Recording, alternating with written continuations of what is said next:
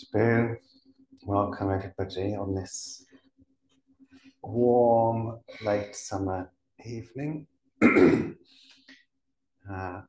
Hello if you're watching the recording later, and apologies because I think probably it's going to get dark over the course of when we're doing practice, and I haven't put the light on, so the video will get darker. We're going to begin today, as we always do, with a Dharma glimpse, this week from Bright Dawn, and Angie has agreed to read for us. Thank you.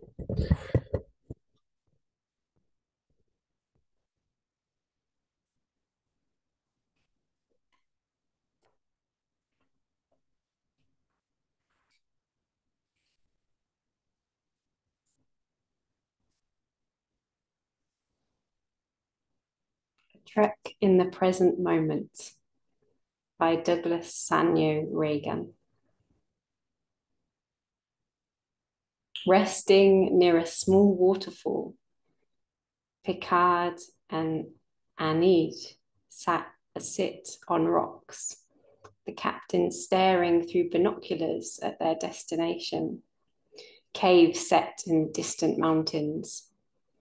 Just ahead, the babbling of the waterfall silences as the water becomes a fine mist, flowing more like sand than water. Picard wonders how Annie is able to do this, but she has no answer for him. They sit in silence and enjoy a perfect moment in which time slows and they are together. In this poignant scene from Star Trek Insurrection, we are witness to a wonderful example of the Buddha's teaching, the miracle and beauty of the present moment, the moment of wonder, of sublime clarity, and our fullest sense of oneness of ourselves within the universe, when all is still, calm, and in virtuous harmony with all things.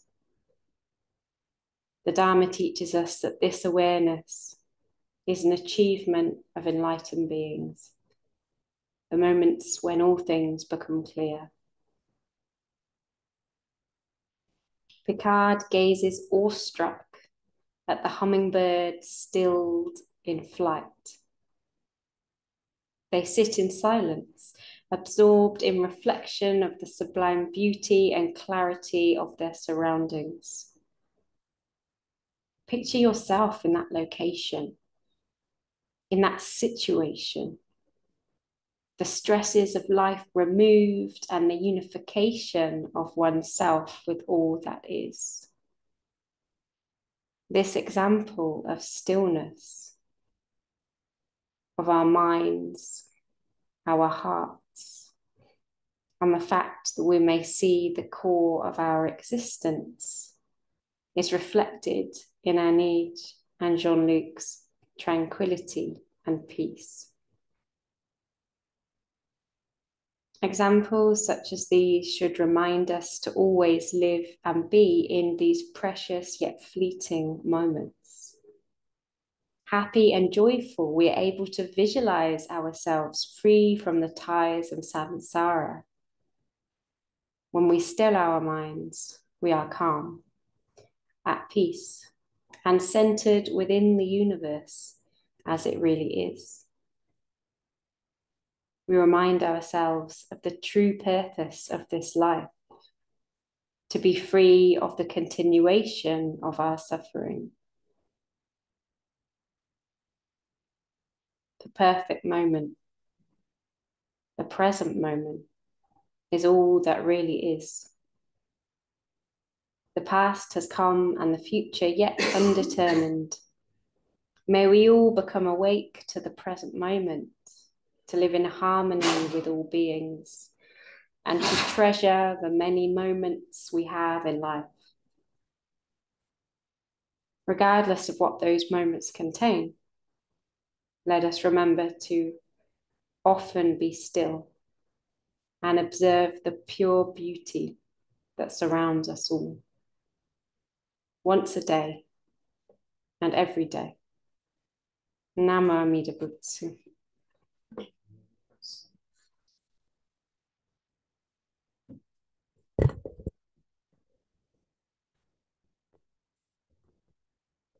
you.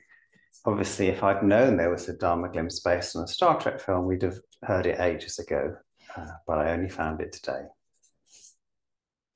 So we go into meditation, an opportunity for that stillness to arise. We just create the conditions by sitting in a particular way and being quiet and being still. Perhaps anchoring our attention to one thing, like the breath. We're creating the opportunity for that stillness. And it might be that in the stillness, what we notice is the beauty of the present moment and feel a sense of interconnection with all the things around us.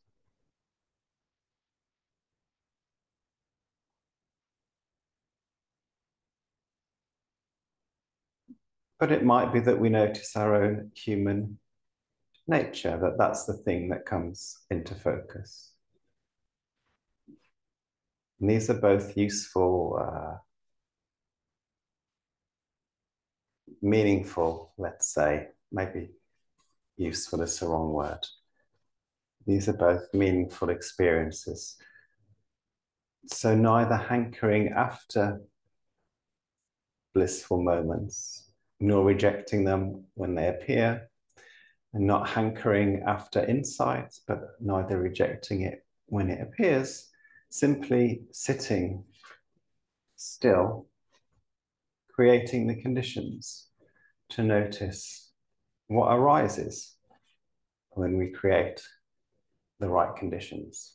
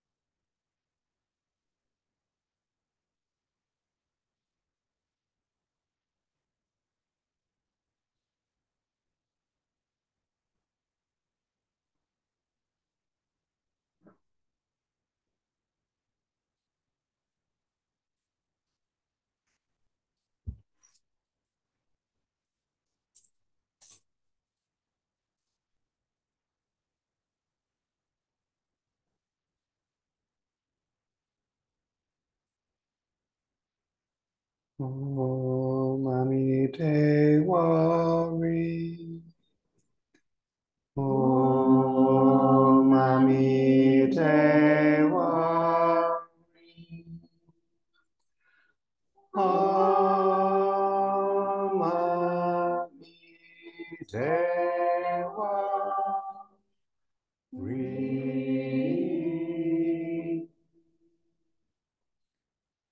Om Mani Devari.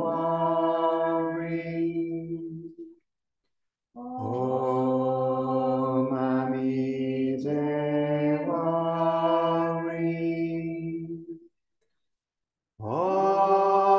Om Mani Devari. Om Mani Devari. Om Mani Devari.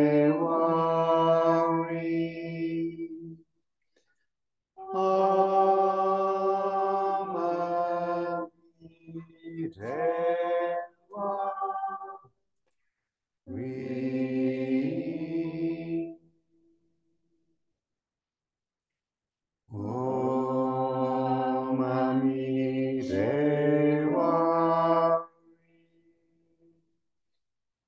Om Mani Devari. Om Mani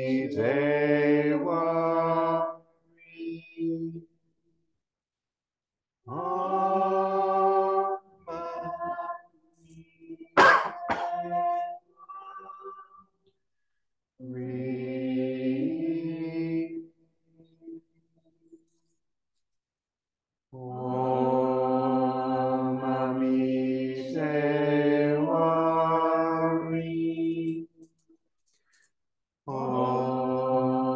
Mani Devari.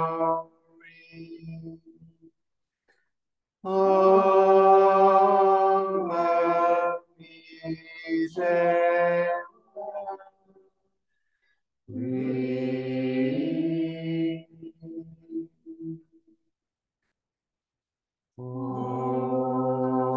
Mani Devari.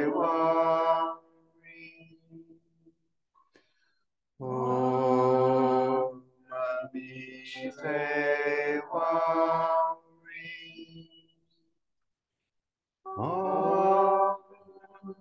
Mani Devari.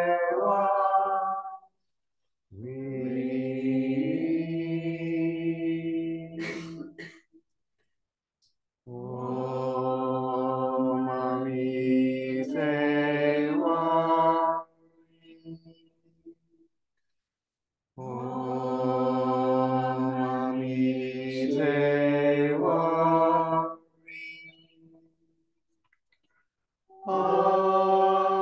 Om Mani Devari. Om Mani Devari.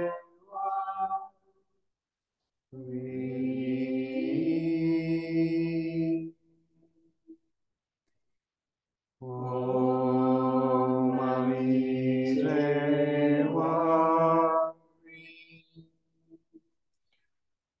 Om Mani Devari.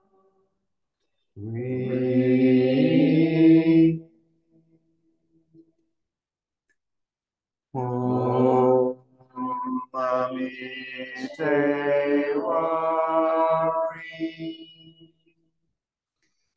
Om Mani Devari. Om Mani Devari.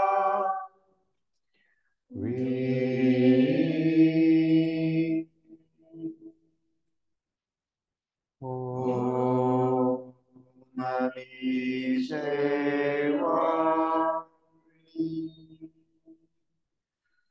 Om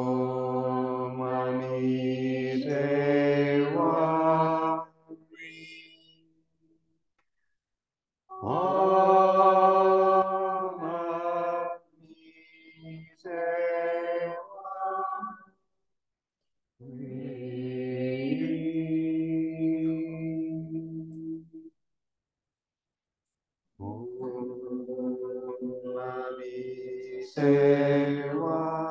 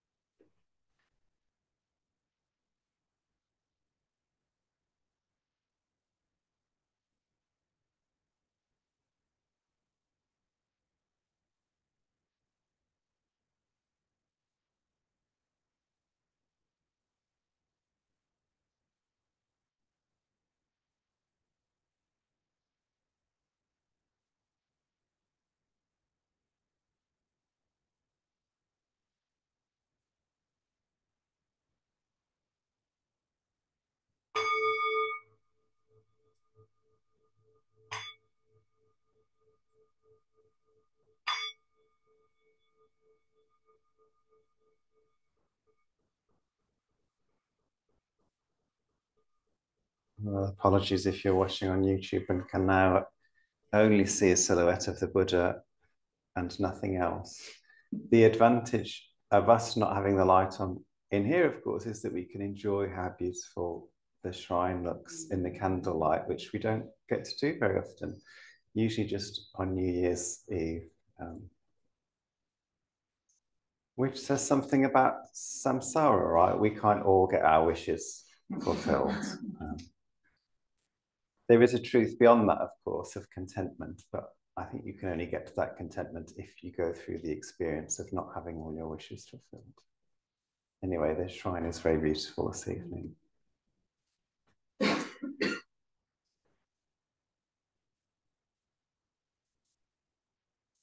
For refuge, I go to the Buddha. For refuge, I go to Buddha. The one who is awake and full of love. The one who is awake and full of love. Namo Buddhaya. Namo Buddhaya. For refuge, I go to the Dharma. For refuge, I go to the Dharma. all that guides us to wisdom and compassion. all that guides us to wisdom and compassion. Namo Dhammaya. Namo Dhammaya. For refuge, I go to the Sangha, For refuge, I go to the Sangha, those who live in the Buddha's light. those who live in the Buddha's light. Namo Sanghaya. Namo Sanghaya.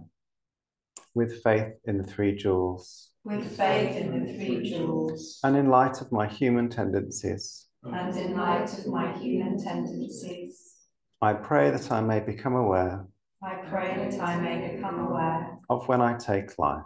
of when I take life. I pray that I may become aware I pray that I may become aware of when I take what is not freely given. of when I take what is not freely given. I pray that I may become aware I pray that I may become aware of when I fall into sexual misconduct. of when I fall into sexual misconduct. I pray that I may become aware I pray that I may become aware of when I fall into wrong speech. of when I fall into wrong speech. I pray that I may become aware I pray that I may become aware of when I become intoxicated. of when I become intoxicated. No blame. No blame. Be kind. Be kind. Love everything. Love everything. Innumerable are sentient beings. We vow to save them all. Inexhaustible are deluded passions. We vow to transform them all. Immeasurable are the Dharma teachings. We vow to foster them all. Infinite is the Buddha's way. We vow to fulfill it completely.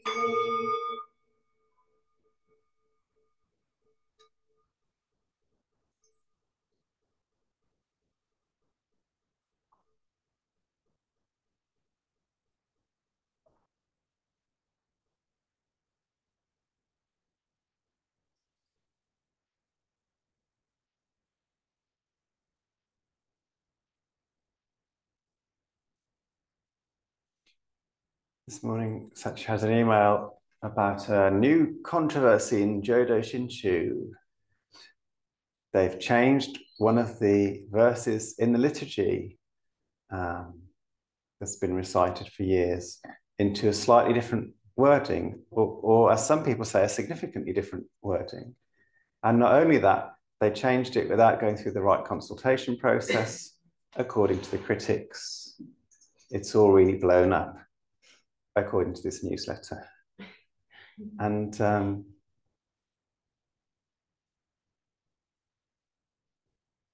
everything changes.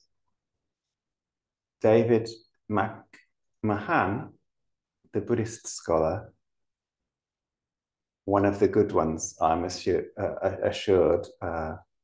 both in terms of his scholarship, but also in terms of how he treats people, has got a new book out at the moment, a kind of history of meditation through the ages. And one of the things that he draws out is how different the teachings of meditation are from the Buddha's time until modern Buddhism in the West, and in different places. For example, a common meditation instruction in the time of the Buddha would be to give your awareness to, I can't remember the exact word, but basically to almost become disgusted by your own body, to notice the pus and the blood and the bile and how it decays. This was an antidote to becoming attached, of course. Whereas now meditations on the body are much more about discovering stillness and peace and perhaps noticing sensations rising and falling. But the emphasis is very different. And even into secular mindfulness meditation classes, where you might begin the course by allowing a square of dark chocolate to dissolve on your tongue and really appreciating and savoring all the flavor notes. Even in the Dharma glimpse we heard just now, which is a sort of classic modern Zen teaching, echoes of Thich Nhat Hanh's teaching, just dwelling in the present moment, really appreciating the beauty of the present moment. Things that I take a great deal of solace in. It's very different from this other strand within Buddhism, which is about noticing all the suffering in the world and practicing to get away from that.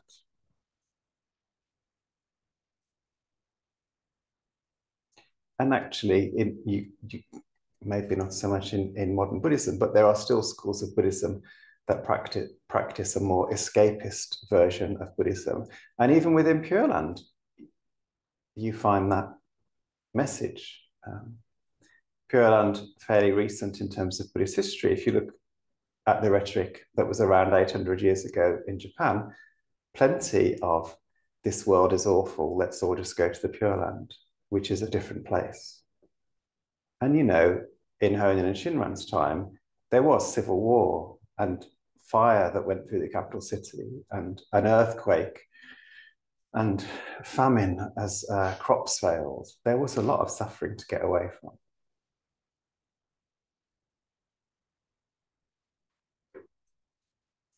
Buddhism is a broad church that contains quite different things. And it has shifted and changed over time.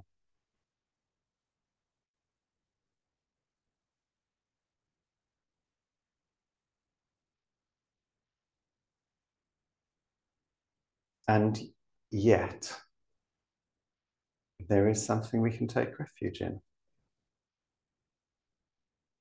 What we do here is new. It's not Jodo Shinshu Buddhism. It's not Jodo Shu Buddhism. It draws on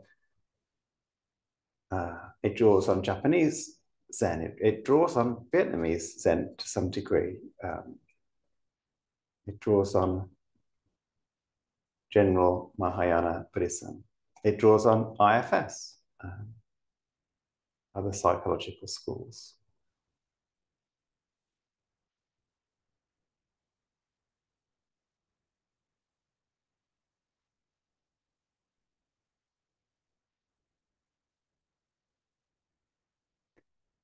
I believe, like Koyo Kubo said, that Buddhism should be reformist. It should be responsive and alive and changing, because although people today are, in lots of ways, very similar to the people of 2,500 years ago, we're also very different. Our conditions are very different.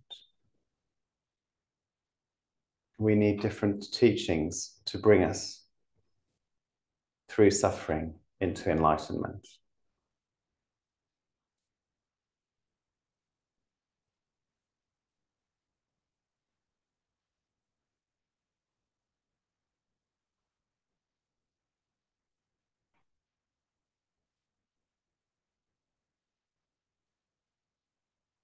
And the moral of this story isn't exactly do what suits you or feels comfortable or what you feel like. There's so many practices to choose from. How do you pick from this disparate collection? The moral is that there is a way from where you are standing to enlightenment, to the Pure Land. And that is the path you should follow. Does a practice create more peace? Does it leave you feeling less entangled? Does it leave you feeling less tense in your body? Does it mean you can be kind to others more easily and to yourself?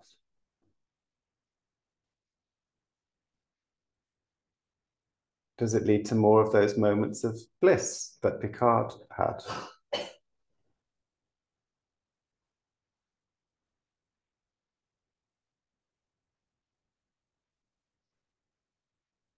There is something trustworthy at the center of it all. Am I made to be?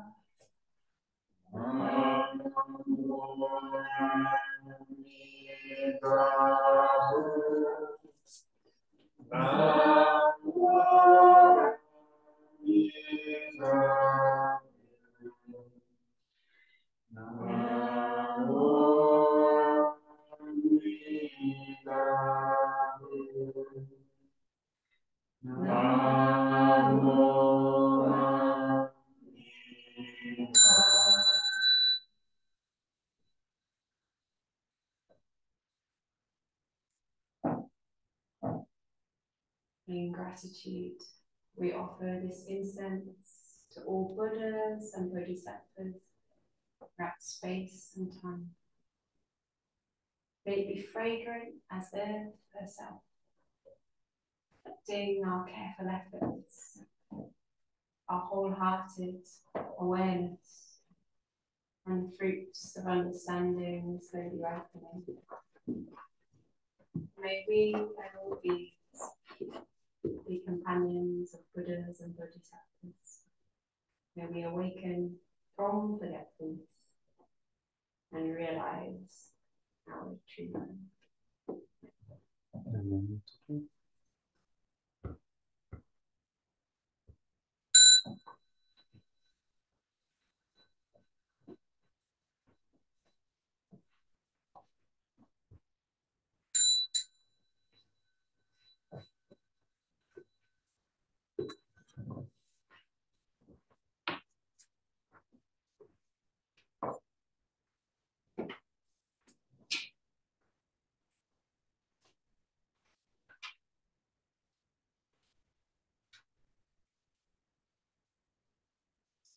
I think everyone here knows about the meditation marathon from 11 till 5 in the centre of town on Saturday. But if you've got any questions, come and ask them after practice. Blessed by Amitabha's light, may we care for all living things and the holy earth. Namo Buddhaya.